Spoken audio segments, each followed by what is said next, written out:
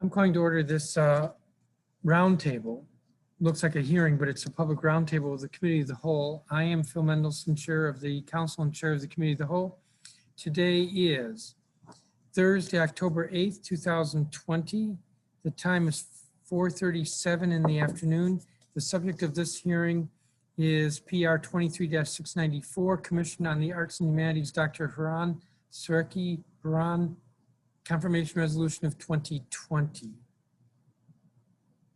This hearing is being conducted via Zoom video conference broadcast. It's available to the public through Council Channel 13 cable television, as well as on the Council's website at www.dccouncil.us.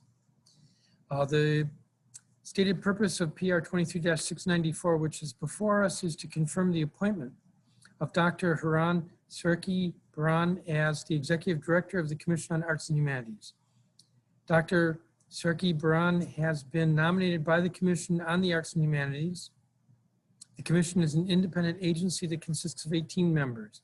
Its role is to evaluate and initiate action on matters relating to the arts and humanities and to encourage programs that promote progress in the arts and humanities. Dr. Sereke-Brhan has been serving in an acting capacity since early October 2019. So that's been about a year. I want to note that this resolution was submitted to the Council by the Commission. This is a nomination by the Commission on Thursday, February 13th of this year, and the Committee of the Whole scheduled a hearing on this on April 7th, 2020, but anybody who's watching, if you think about it, April 7th, we were at that point in the early stages of the lockdown due to the coronavirus pandemic. So the hearing was postponed. It's been rescheduled for today. And I said roundtable, but I believe it's actually a hearing. It's a hearing.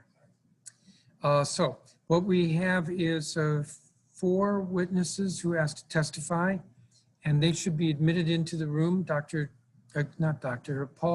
Tetreault, who is director at Ford's Theater, Maureen Dwyer, who's executive director at Sitar Arts Center, Dr. Lafayette Barnes, who's listed as a public witness, and George Koch, who is co-chair of the Board for Arts, Humanities, and Creative Economy Committee. And I apologize for mispronouncing anybody's name, which I might have done. So if those 4 individuals are in the room, I see everybody. Maureen Dwyer should turn her video when she has to testify. The record in this matter will close in 2 weeks. That is 5 p.m. October 22nd, 2020. Mr. Tetreault, do you want to begin? Sure. Good afternoon, Mr. Chairman. Great to see you here this afternoon. Members of the council and staff. My name is Paul Tetreault. In addition to being the director of Ford's Theater for the last 15 years, I'm also the chair of the National Capital Arts Groups, a collective of some of the oldest and most diverse non-federal performing, exhibiting, and presenting organizations in the city. I'm here today to wholeheartedly lend my support and endorse the confirmation of Dr. Heran Sereke-Brhan as Executive Director of the DC Commission on the Arts and Humanities. While I'm speaking today as a representative of the National Capital Arts Groups, we recognize and are grateful that Dr. Sereke-Brhan has always shown her commitment to reaching out to all organizations and artists across the city. She has shown through her work with these organizations and artists true support and enthusiasm for the important work that they each do every day. Heran has shown how in tune she is with the full breadth of DC arts ecosystem and understands the significant impact each artist brings to the cultural fabric of the district.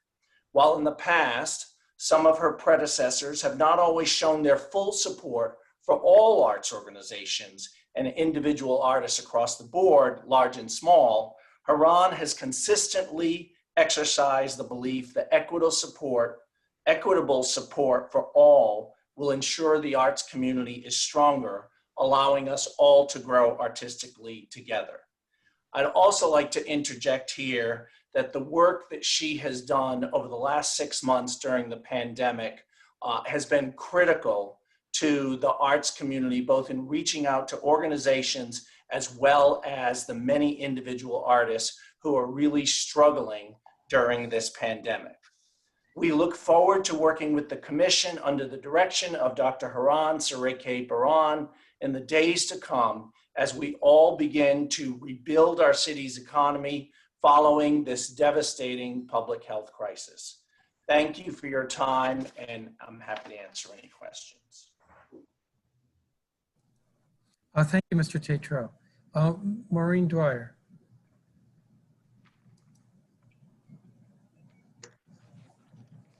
Good afternoon, Chairman Mendelson and members of the Council and the Commission. Thank you for this opportunity to testify. I'm Maureen Dwyer, the Executive Director of Sitar Arts Center. We're a nonprofit that provides equitable access to arts learning for DC's children and teens from low-income and otherwise marginalized households. First, I am really pleased to offer my support to the confirmation of Dr. Sereke-Brhan as the next Executive Director of the Commission on the Arts and Humanities. In recent years, the Commission has experienced considerable transition and change, and we are really pleased to see the confirmation of a permanent leader. She's demonstrated a commitment to the arts and humanities in our city. She knows the city, she knows the arts community, and she knows the grants process.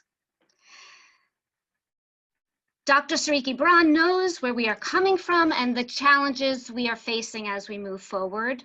She's taking on an important leadership position while the COVID pandemic and the pressing need to confront and rectify many years of institutionalized racism and the implications for our citizens is more apparent than ever. For me, our youth are of particular concern and a really important place for us to start. In addition to Sitar, I'm also representing today the members of the DC Alliance for Arts Education. We are a group of community anchor arts organizations, and our core missions are dedicated to arts education for DC youth, adults, and families. As part of this alliance is the Capitol Hill Arts Workshop, City Dance, DC Youth Orchestra, Life Pieces to Masterpieces, Free Minds Book Club, Levine Music, Sitar Arts Center, and the Theater Lab School of the Dramatic Arts. Collectively, we educate nearly 10,000 DC youth from all 8 wards during the vulnerable out-of-school time hours and employ more than 400 teaching artists and 120 staff members. Out-of-school hours include after school, weekends, as well as summer. Dr. Sereke-Brhan knows that this is a difficult time for arts education organizations because we've continued our work without interruption, and we are first responders to young people's urgent socio-emotional needs as they face the disparity, the isolation, and the too frequently trauma in the throes of the COVID-19 pandemic. The intensities of the inequities in society are readily apparent through this crisis. As I speak for Sitar, we have always been inclusive, accessible, and equitable for all families, and we strive to be anti-racist as well. The impact of arts education is measured in the number of students we educate and the artists in the current and the future that we support. In the long term, we'll save the district money because our children will not fall behind. We look forward to working with you, Dr. Sereke-Brhan, and the Commission on these and other critical issues for arts education, and to introducing you to our organizations and our children. Thank you to the Chairman and the Council for your always ready concern for the arts in Washington, D.C. Thank you. Dwyer. Dr. Barnes. Good afternoon, Chairman Mendelson. Again, my name is Lafayette Barnes, a Ward 8 resident, who retired from the government of the District of Columbia in 2017 and had formerly served as the Director of the Office of Partnerships and Grant Services, OPGS, in the Executive Office of the Mayor, and was appointed a Commissioner on the Mayor's Office of African Affairs. Today, I'm presenting my written testimony in support of the passage of PR 23-694, Commission on the Arts and Humanities for Dr. Heran Sereke-Brhan, confirmation resolution of 2020 by the Committee of the Whole. During my career with the Executive Office of the Mayor, I had the privilege of working closely with Dr. Heran, and I'll just say Heran for short, if that's okay, in her capacity as the Deputy Director of the Mayor's Office of African Affairs, MOA, and MOA's liaison to the Commission on African Affairs, as well as Senior Grants Manager for MOA and the Mayor's Commission on the Arts and Humanities. Since 2014, Heran and I have collaborated on numerous MOA nonprofit capacity building and grant management initiatives that provided greater local government resources to strengthen community and program relations between the District of Columbia and its diverse, growing African and other immigrant communities. Heran has consistently demonstrated a strong commitment to fairness, sound fiscal and management practices, and professionalism in safeguarding the district's ethic policies and procedures, as well as its resources allocated to district residents and stakeholders. And when I say residents, I mean nonprofits as opposed to individuals. She has successfully promoted and managed MOA's annual citywide African Heritage and Cultural Festival, President Barack Obama's Mandela Washington Fellowship for Young African Leaders Initiative in collaboration with the Executive Office of the Mayor's staff and Howard University faculty, MOA's annual Mandela's Day of Service and Projects in Ward 8 and other wards throughout the city, MOA's 10th anniversary event in 2016 at the historic Lincoln Theater, where 5 community leaders received the Mayor's Award for Community Leadership, and MOA's African Community Grant Making Program for the district's diverse African diaspora nonprofit service providers. Heran has also graduated from the Office of Partnerships and Grant Services 8-week grant proposal writing and training program, and participated in OPGS draft of the DC Citywide Grants Management Manual. Her grants writing and management skills has enhanced her capacity to effectively manage MOA's African Community Grant Making Program, as well as those related grant duties at the Commission on the Arts and Humanities. In my view, Dr. Heran has the commitment, vision, leadership, passion, and work ethic to enhance the district's diverse art and rich culture. Thus, I am confident that Dr. Heran Sereke-Brhan has the understanding and skill set to serve as the district's Executive Director of the Commission on the Arts and Humanities. Chairman Mendelson, this concludes my written testimony. I'm available to answer any additional questions that you or members of the whole, Committee of the Whole, might have at this time. Thank you for this opportunity to appear before the committee. Thank you, Dr. Barnes. And Mr., is it Koch or Koch? It's Cook, like C-O-O-K. And spelled K-O-C-H. Correct. Okay, Mr. Cook. As an aside, it's what it means. It's the word in German means a cook. If you. Okay.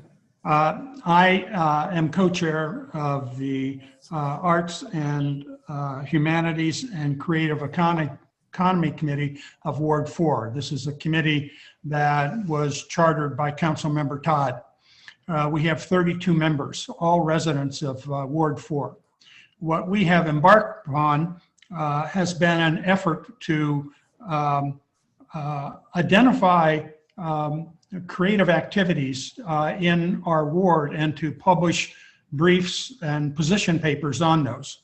We've done one on the DC Commission when the issue came up of whether or not it would be a department or a commission. We've done one on the Humanities Council in DC. We have recently completed one on public art in Ward 4, and we have completed one on art education in Ward 4. We're in the process of doing one on space, creative space in Ward 4, and we're doing one on the creative economy. All of these activities are really activities that could be taken up by all of our wards because it provides a unique perspective and provides a real opportunity for the community to see the arts and humanities in their wards. I think that one of the things that we want to say is that first of all, we're supporting the nomination for Dr. Sereke-Brhan because I think that the other panelists have spoken very highly of her skills. One of the things that we would like to share is that the commission is more than grants. I know money is important, being an artist myself, but we also want to talk about other activities that the commission can undertake. One is getting other council members who are interested to create the same kinds of vehicles in their wards. The other is that recently in a conversation with artists in the UK and across the US, looking at an issue on freelance artists and the idea of creating a freelance task force. The other issue would be another international issue. With my work with Artomatic, we recently did a panel discussion with printmakers from Medellin, Colombia, talking about their work as a way of building relationships between artists in other countries and in the US. Our primary effort was with Sunderland, England, which is a sister city for DC. I think that one of the efforts that we want to encourage and be supportive, and we don't receive grants from the Arts Commission, but to take a lead in these issues that are more than grants for the health and support of our creative communities. Thank you. Thank you, Mr. Cook. I think I only have one question, and that's for Mr. Tetreault, and that is, the last time you testified, there was discussion about what arts groups are doing to try to promote more, what do I want to say, more smaller arts groups and groups and artists and groups that are more reflective of the minority communities. Can you speak to what's going on there to the extent you know? Yes, I can. In fact, the National Capital Arts Group just held a meeting on Monday, and we are working on a comprehensive equity and capacity building program. We've identified 4 areas in which we want to focus, which are partnerships, space, mentoring, and sharing and matching of various resources. We have had, in fact, a preliminary conversation with Heran and the commission, and we are in the process of finalizing those proposals, and that we're hoping that we can make a presentation to the full commission meeting later this year. And in fact, just as a point of reference, Mr. Chairman, we had at our meeting on Monday, Councilmember White and a member of the jazz and the member of the go-go community at our meeting for a discussion. So the work is proceeding apace, but we are trying to do this with a fairly comprehensive approach. I think you mentioned 4 things. Mentoring was one, but let me see, near the end of the list was sharing of space. Sharing and matching. So what happens is, and we've had discussions with a number of smaller groups, is often, smaller groups are looking for board members. Smaller groups are looking to share resources on grant writing. So we're, this is our sort of 4 buckets that we've broken this down into, but we may, when all is said and done, it may end up being 2 buckets, it may be 3 buckets, but we're trying to create something that's fairly comprehensive, and then we want to actually roll it out to a broader base of small and specific arts groups so that we can get their response from it. So can I ask you about the other buckets, as you call them, or is that Sure. because they haven't been completely refined and it might end up being 2, not 4? Sure. So partnerships. One of the things we've all recognized is that the ability to work with smaller groups and partner with smaller groups on specific programs. And we often will use the example of Step Africa 10 years ago, working with the Washington Performing Arts group and created a program, which was mostly funded and sort of led by the Washington Performing Arts groups. But over the 10 years, it strengthened Step Africa, so that once they get through sort of 10 years, Step Africa said, look, we kind of have this on our own now, and we'd like to take this program and go out on our own. So that's kind of partnerships and the ability for large organizations to work with smaller organizations. Space is a huge issue. And one of the things that the National Capital Arts Groups has started to recognize is, especially with the pandemic and most of our theaters and performance spaces being closed, we have the ability to offer space and host organizations, smaller organizations that do not own their own space, and working with those organizations to try and figure out how we can present them, either host them or subsidize our performance spaces, what have you. Mentoring is the 3rd category, and that's simply being able for larger organizations to work with small organizations in a level of mentoring. It may be, sort of executive directors mentoring. It may be fundraising offices mentoring. It may be board members working to mentor. So those are the 3, and then the final one we talked about, sharing and matching. Thank you. I don't have a follow-up question there. I would be very bad if I didn't acknowledge Ms. Dwyer and the fact that some of the education groups have been left out of the funding formula. Do you want to speak to that for just a moment? Sure, thank you. So yeah, a concern that we have had is that when the legislation moved into cohorts with the concentration of funding going specifically towards larger organizations, it was exclusively for performing and presenting organizations, and it did not include education organizations of the same size and tenure with significant impact. So we find ourselves, SATAR's at about $2.5 million budget, and we find ourselves receiving significantly less operating funds than a smaller performing arts organization at $1 million budget. So we would just like to see equity and the understanding that arts education is extremely, extremely important to this city and to the holistic development of young people.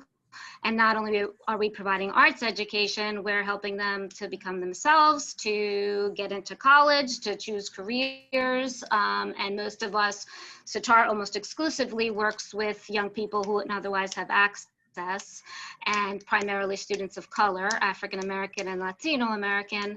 And many of us really do focus on young people that can't just their families can't just pay for more traditional avenues to arts education. So we just want to see that become equitable. We understand the need for larger organizations to have larger funding. We don't have a problem with that, because the fact is CAH is almost entirely dependent on contributed income, so that our families do not have to pay excessive tuition. And we only grow in order to serve more young people. We're not growing for any other reason other than demand, in response to community need and demand. So we agree with the larger groups that a larger operating budget is needed to sustain, and especially a more similar percentage to our budgets that the smaller organizations receive for operating.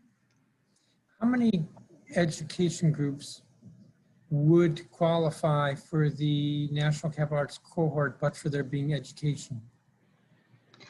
I think that, well, there's 8 in the group now that have budgets of $1 million and up. All right, that answers that question. Yes, Mr. Tate. Mr. Chairman, I just wanted to say that Maureen and I have had numerous conversations really over almost the last 2 years since the National Capital Arts cohort was created. And were it not for the pandemic, I think we'd be more aggressive on this. But we, are sort of really working and hoping that we can come back to you during the next budget cycle or before the next budget cycle with a possible solution. Because every member of the National Capital Arts groups recognize the critical nature of the CAH and Maureen's 8 colleagues in the arts education arena, and we really want to try and come up with a solution for that. So we're continuing to try and work on that. If I may add to that, we want to make sure, just as the Koch group is doing right now in wanting to figure out how to be equitable to smaller groups, we also want to be very careful that any division in funding is not detracting from the amounts that the smaller arts education organizations are receiving, because their work is extremely important as well, and then eventually they will grow too. So I just want to say up front, we don't want it to be on the backs of anybody else, or additional funding for the larger arts education groups. I appreciate that, but the pie is only so big. Mm-hmm. That's why I'm glad that you all are talking. Yes. I have no further questions for any of you. I want to thank the 4 of you for your time, your willingness to take some time to testify at this hearing. You all are excused, and I believe what that means is that you will be going back to the attendance room where you can watch. And I'm going to call Kate Kendall and the nominee.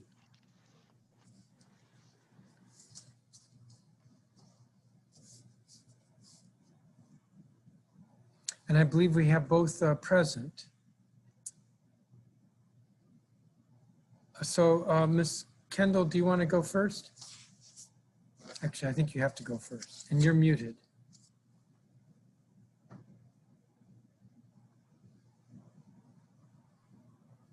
Okay, can you hear me? Yes. Okay, great. Chairman Mendelson, as chairperson for the Commission on Arts and Humanities, I'm proud to offer this written testimony in support of the passage of PR23-694, the Commission on the Arts and Humanities Dr. Heran Sereke-Brhan Confirmation Resolution of 2020. A year ago, nearly to the day, the Commission on the Arts and Humanities began a new chapter as an independent agency of the government of the District of Columbia government. The immediate responsibility that fell to the commissioners was selecting an executive director. First, we needed an interim, and we asked our senior grants officer, Heran, to step in. She did. Neither she nor we had the preconceived idea that she would be the permanent director, but seeing her work and leadership as the interim director, we came quickly to appreciate the value she brought to the agency. We hired Polyhire, a search firm with vast experience in executive level recruiting, especially for government agencies. We had much publicity and many applicants, 111 to be exact. Polyhire scrubbed the list of finalists, in-depth telephone and paper interviews. Heran was the winning choice, selected by unanimous vote of the commissioners at our regular monthly meeting on January 16th, 2020. We appreciate that she understands the staff and the agency's history and knows firsthand what is working well and what needs improvement. We appreciate that she knows the arts and humanities community. And finally, she knows how to navigate government processes in a way that only comes from experience. We chose her unanimously for many reasons, but certainly the knowledge, heart, and poise with which she presents herself are selling points. She is not disappointed over the course of the past year as interim and then acting director. Knowledge. Heran understands that the agency's grant-making work must be a fair process with equity, inclusion, diversity, and accessibility top of mind. She understands how the agency operates and its interconnections to other government agencies. And she understands the overall organizational needs of the agency in terms of staff structure and salaries. Heart. From the beginning, Heran worked to create a positive and cohesive office culture, whether it was by hosting pancake breakfast, Ethiopian buffets, recognizing staff birthdays, or keeping an open door policy in her office. Poise. I'm always impressed by her ability to express her knowledge with grace and an articulate, efficient style. The first 5 months were a honeymoon, and then the pandemic hit. The agency had to pivot to a full telework posture. In spite of the myriad of unimaginable challenges over the past 6 months, Heran has deftly managed the agency's priorities and processes. Her work ethic and her leadership have kept the agency moving forward in service to our arts and humanities communities and to district residents. The Commission's bylaws state that the chairperson of the Commission shall provide guidance and administrative direction to the Director for all matters relating to the Commission. As such, Heran and I have been in communication nearly every day since last October regarding the agency, which has allowed me the opportunity to observe her work up close and in real time. I can say with full confidence that the past 6 months have been proof positive that the selection of Dr. Heran Sereke-Brhan for Executive Director for the Commission was the right choice, and I look forward to her confirmation by the Council. Thank you. Thank you, Ms. Kendall. And Ms., I'm not quite sure how to pronounce your last name, Sereke-Brhan? Chairman Mendelson, you're doing so well. Sereke-Brhan, yes, thank you. Thank you, Kay, and thank you, Chairman Mendelson, council members and staff for holding this confirmation hearing today. Thank you also to members of our community that have taken the time to join us today and for your kind words and insights and encouragement. I'm honored to have been nominated by the Commission on the Arts and Humanities to serve as the Executive Director and welcome the opportunity to discuss my background, experience, and vision for the agency. First, I'd like to share a bit about my background. I came to the US to pursue a college education after completing high school in Addis Ababa, Ethiopia, where I was born and raised. My early years are filled with memories of cookouts and gatherings of performance artists, musicians, and writers who would come around to share stories and laughter, often evoked by my dad's creative wit.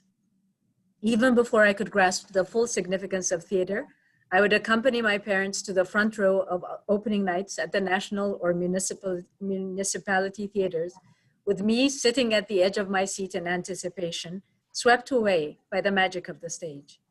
Music was a steady staple at our house, the reel-to-reel spinning hours of Al Green, Marvin Gaye, and Betty Wright, right along with cassettes of Mary Armide, Asnag Achwarko, Katama Mokonnin, and Kasata Samma, masterfully strumming on traditional instruments and contemporary Ethiopian bands, blaring through their horn sections. It is a testament to my parents' immense sacrifice as public servants with limited income that I attended an international school. Besides the diversity of students who grew from all around the continents of Africa and Europe, the privileges that came with the Sanford International School included rich humanities and extracurricular programs. My mainstays were reading, pantomimes and plays, as well as sports. By the time I finished my first degree at Mills College, a women's school in Oakland, California, I was already profoundly shaped by my upbringing and by the broad liberal arts education I had received. Through Linda Greenfield's Black Women's History through Literature, I delved into the rich tapestry of the African-American experience that would later resonate with my graduate studies under preeminent historian Darlene Clark Hine. I found the vast world of jazz with a musician friend on campus who was studying under Anthony Braxton, and came to relish the daring complexity and deftness of master composers and vocalists. In the student-led protests, which ultimately reversed plans for the admission of men at Mills College, I became part of a social movement for successful change, one that was supported by prominent alums, such as Congresswoman Barbara Lee. In my involvement with the Black Students Union at Mills, and later at Michigan State, Black theater, dance, and visual arts groups, I sought and created spaces to learn and internalize the deep and necessary connections between Africans on the continent and those in the extended diaspora, fully embracing our spiritual and cultural reflections of one another. I found similar threads in graduate school, immersing myself in cultural and creative activities while pursuing formal studies in African, African-American, and Caribbean history, as well as African art at Michigan State University. My dissertation research led me back to Ethiopia, where my explorations of elite marriage, politics, and women over 150 years proposed a novel way of mapping the social history of power. For 5 years, voluntary community service took the shape of a 3-hour radio show titled Uhuru Admas, The Freedom Sounds of African Horizons, which laid a soundscape of oral connections between the continent and communities of color around the world. I insisted on contextualizing my studies in African history with travel. Joined by my mom and aunt and armed with our respective credit cards, we traveled through West and North Africa, bringing my book-learned facts into breathtaking relief through the vast diversity of cultures, cuisines, and musicality of languages we encountered. After completing my PhD in history and harboring a somewhat unrequited quest to engage more formally in the arts, I moved to Washington, D.C. to work at the Smithsonian's National Museum of African Art, where I'd interned one summer. I served as a lead research associate in an exhibition of 10 contemporary Ethiopian artists, 6 of whom were women, thereby bringing to life a long-held dream of mine to see such artists featured at a national museum in the US. I learned up close the importance of museums in public education and the work that went into planning curatorial research and exhibitions. I returned to Ethiopia in 2005 to work at Addis Ababa University and later to serve as an academic director for a US-based study abroad program. Based in Addis Ababa, but traveling around the country for a semester, students studied language, history, archaeology, and anthropology. I included aspects of visual and performance arts into their learning so that they connected rich traditions of creativity with equally compelling contemporary innovations. As I took full stock of my own unique vantage point of having been raised in close proximity to a generation of change makers in Ethiopian theater, music, and literature, I devoted my time to creating citywide and international programs, publications, and presentations of these artists' works, thereby introducing them to a new generation and preserving their legacies for posterity.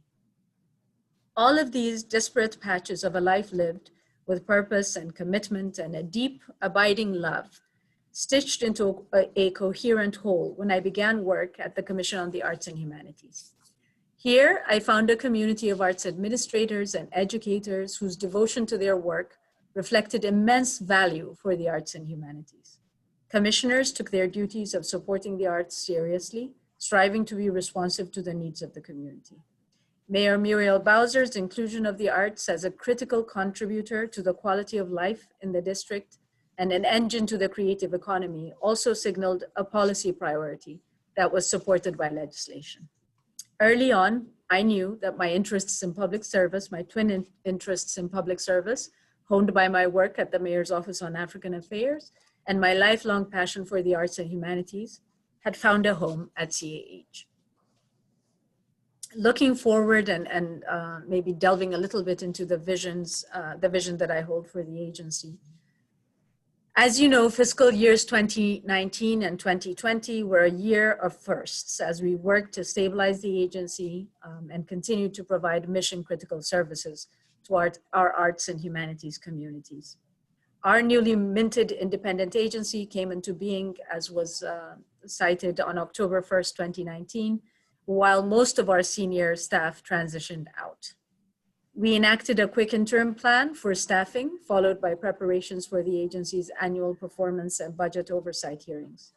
And even while plans for the agency's strategic planning and 3-year National Endowment for the Arts application preparations were underway, COVID-19 pandemic upended all our priorities and changed our agency operations.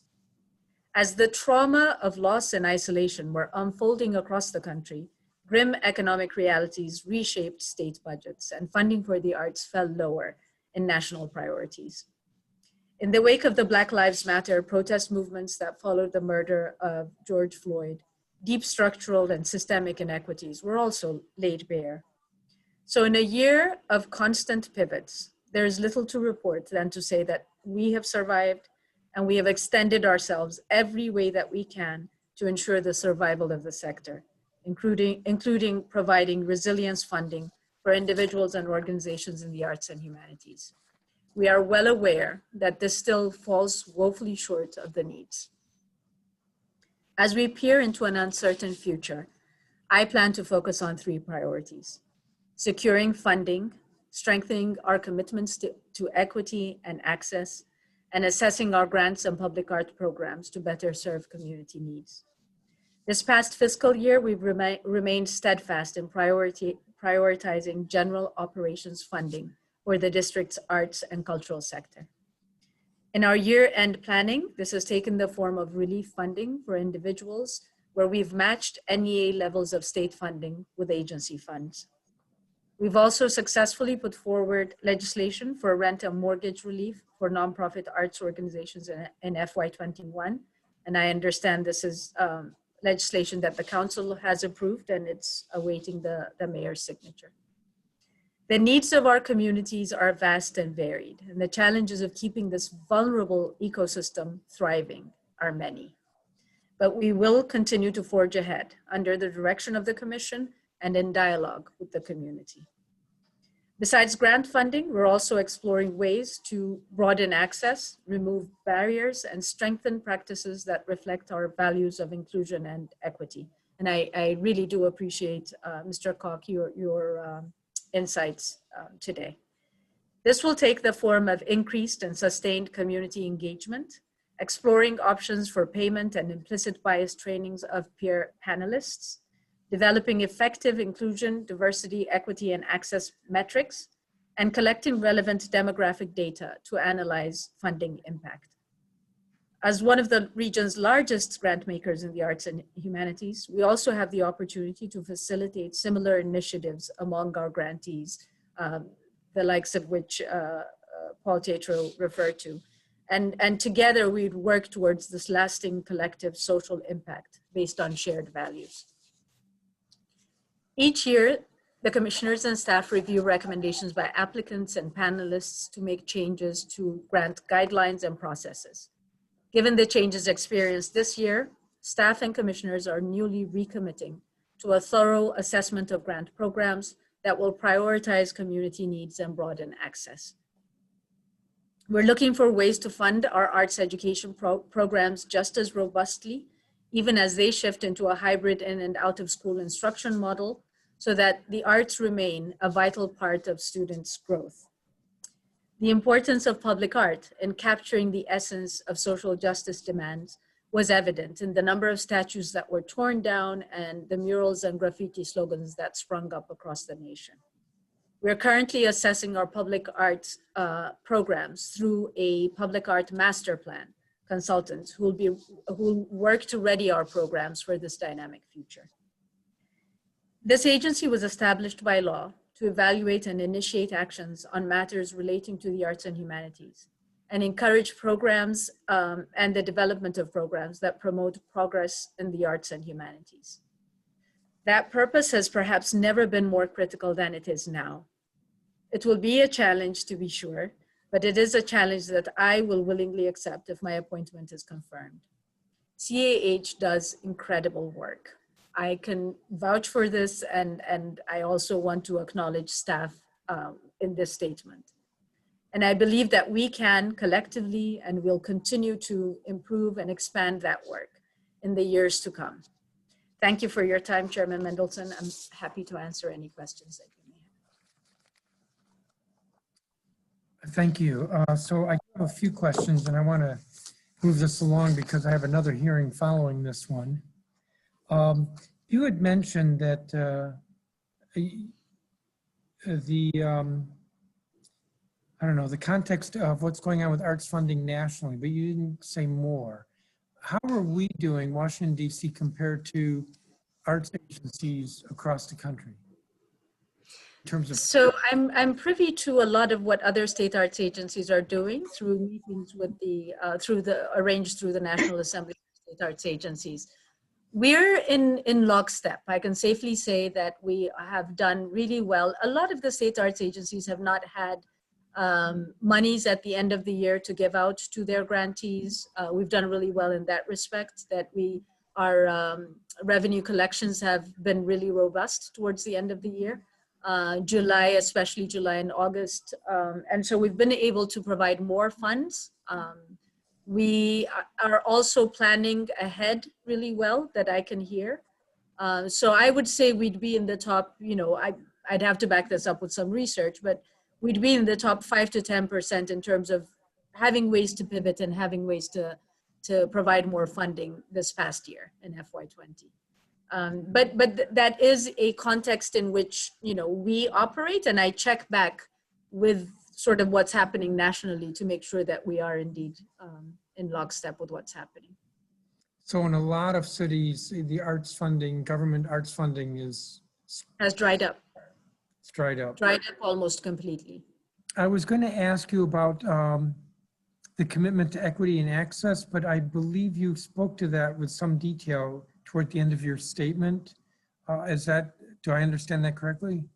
You do. And, I said last time during either our budget hearing or our performance hearing, it is a process. It is a process that we have to go back and tweak every so often. And this is a really good time to do that.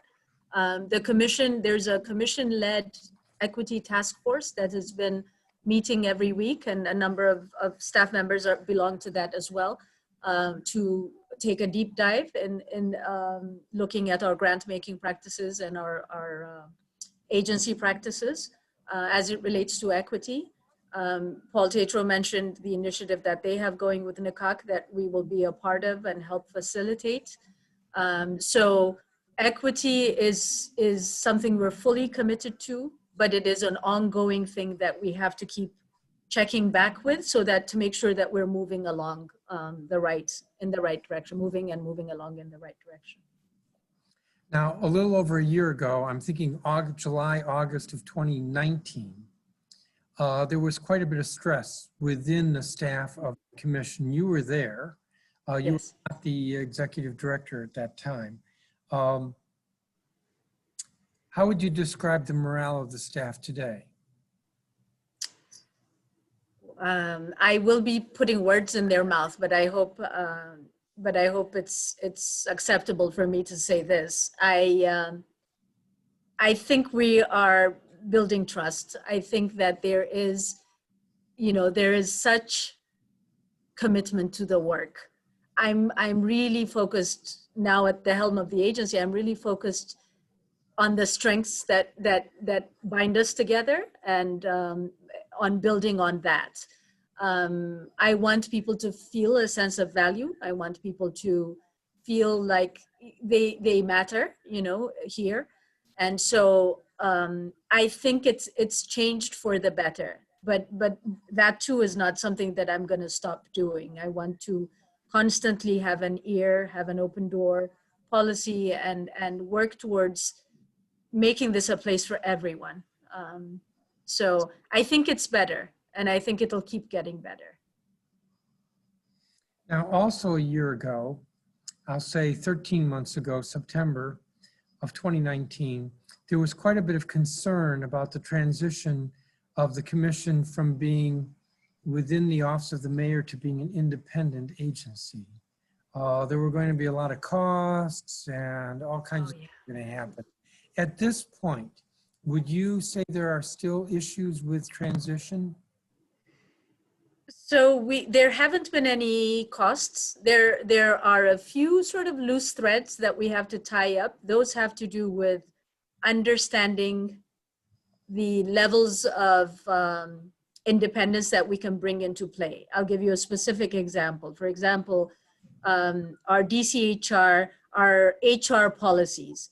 We signed an MOU with DCHR to get a better understanding of what authorities do we now have as an independent agency.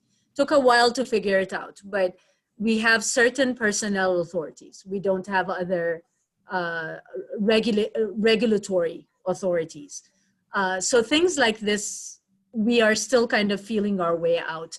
We became independent midlife. It's sort of a midlife change at 51. You know, the agency turned 51 years old, and there's not quite any other agency that's gone through such a transition that hasn't been created as an independent agency. So that's where the research and the talking to different independent agencies that have similar structures as ours is helping. Specifically, we're looking at the DC library and public library structure to look at ways that will translate. But generally, no. Day to day, we're doing well. Our general sort of functions and operations pieces are in place. We have a good understanding of that, and there's no pressures that we're facing. So I'm interpreting that to mean that we've pretty much moved past the transition and the agency is stable. There are a few loose ends, you said. Yeah. How about your relations, and I'm talking about your relations with the executive, because I think that was a concern that we were hearing from the mayor or the office of the mayor. How would you describe your relations with them? You know, it's interesting because I worked very directly under the executive office of the mayor when I was at the Office on African Affairs. I feel I have good interpersonal connections to EOM officials. We have successfully worked on one project recently with the Mayor's Office of Community Affairs. It's a mural project for the women's suffrage movement. It's friendly, it is positive. I'm in close touch with Director Angie Yates from the OCTFME side of things. We are thinking through some projects we might be doing together. So I'd say it's positive and it's forward-looking. That's good to hear, and I kind of suspected as much. During the performance hearing that we held back in March or February, mentioned that there was to be a reprogramming to the Humanities Council. Can you speak to that? Because I don't know that that's happened. Right. The Humanities Council reached out to us recently to have this conversation about monies that looked like they were coming or assigned to them in the materials that we submitted before the budget hearing, before COVID and before you know, all the changes. What has happened since is that some of the monies have had to move around, and this is before this the legislation. Let me back up. We practiced some of the legislative breakdowns on the budget a year ahead of time.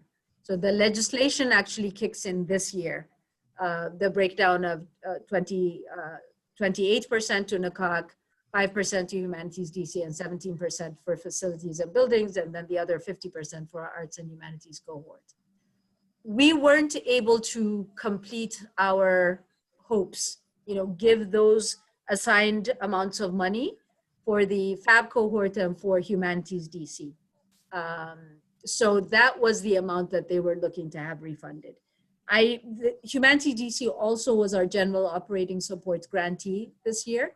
So we did provide additional funds to them through that grant program. And then we provided an additional enhancement along with all other GOS general operating support grantees this year. So Humanities DC got 2 other smaller pots of money from those other designations.